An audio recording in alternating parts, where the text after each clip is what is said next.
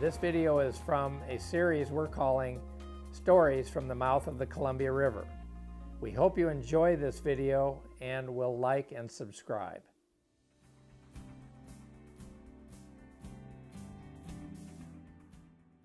I'm Randall Sullivan. I'm the author of, among other works, Graveyard of the Pacific. Graveyard of the Pacific, which is about, or at least set on, the Columbia Bar, goes back to my childhood when I was growing up on the Oregon coast. My father had been a merchant marine when I was born, and his tales of the sea were, his best stories, and actually, my favorite time to spend around him was his sea stories. And he had described crossing the bar early on in his career at sea, and said it was the scariest experience he ever had at sea. Any particular story you remember? I remember that he said that they all thought they were certainly dead because they were going to run aground on this sandbar, and the captain, he said, performed this brilliant maneuver of bouncing the stern of the ship against a smaller sandbar, so it would turn the ship just enough to avoid the collision, what was probably Peacock Spit, and they made it into harbor safely. All feeling incredibly lucky to be alive. My relationship with my father is a complicated story, but he was a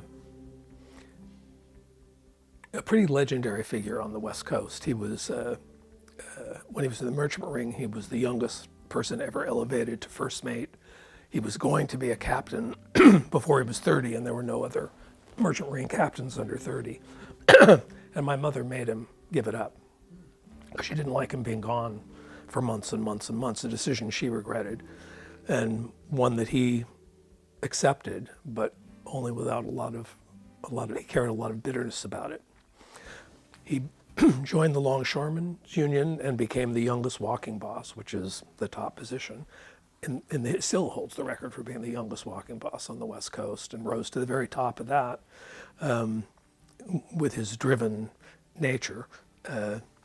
But was never really happy as he was going to sea, and carried this deep resentment that he'd had to give up his chance to be a ship's master. And so his sea stories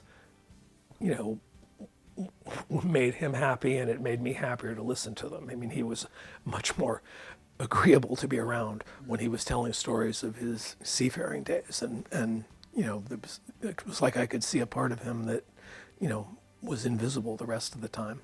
So it was very, and the Columbia Bar story was actually, what impressed me about that was, and he told me about it, was one of the few times I saw him actually show fear, an emotional reaction, because the terror of that moment was still with him, and you could sort of hear it in his voice. So it made the bar seem, like it must be some epic. It was like, traveling to Hades or something, in my mind as a kid. And then it wasn't too long after he told me that story. I mean, actually, it was kind of in the same time period. Everyone in the little town where I was growing up was completely captivated, I guess would be the word, or transfixed by this event that had happened someplace called the Columbia Bar.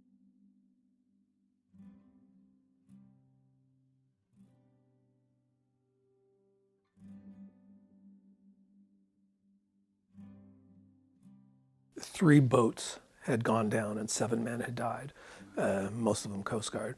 And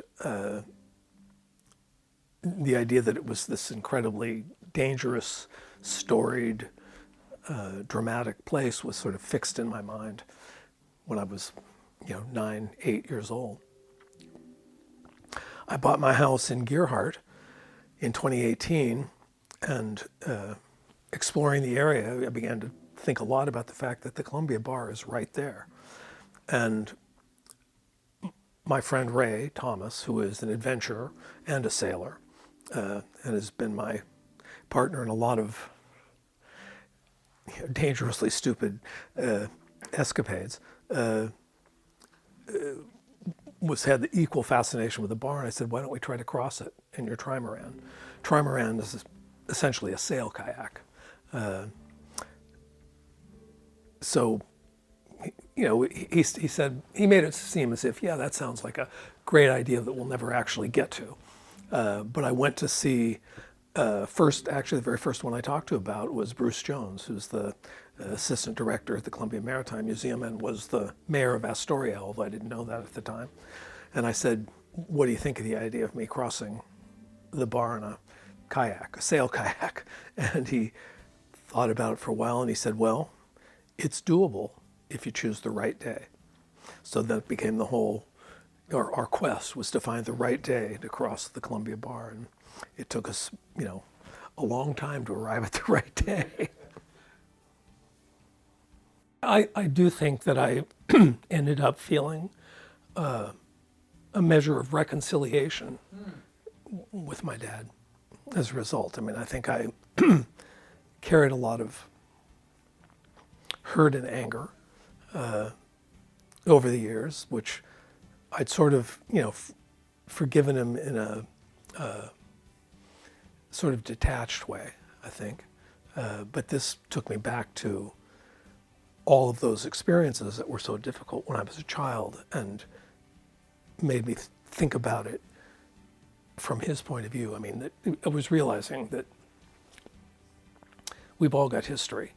You know, my history with him, you know, is one thing, but he had his own history, of probably far greater difficulty than I had to deal with.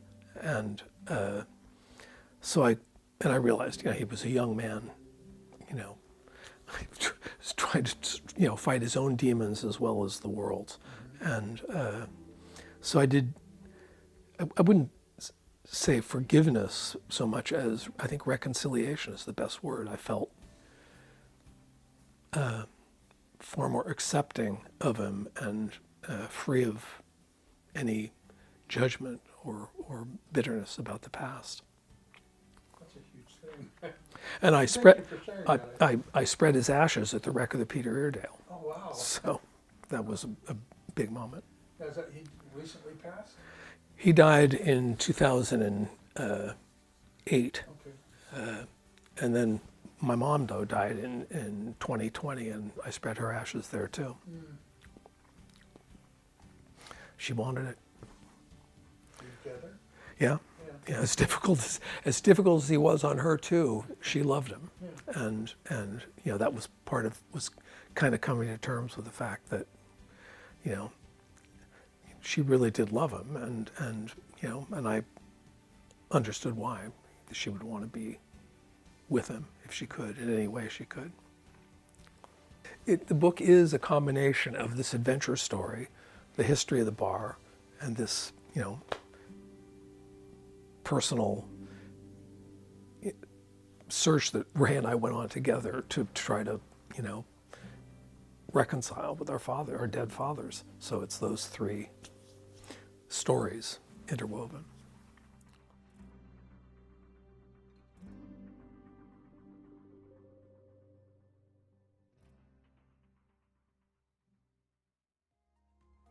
Thank you for watching this video. We hope that it was interesting to you, and if it sparked in any way thoughts you may have about stories from your family or friends or anyone, we'd love for you to make connection with us. Go to our website at tamingthemouth.com and click on the contact button, and we look forward to hearing from you.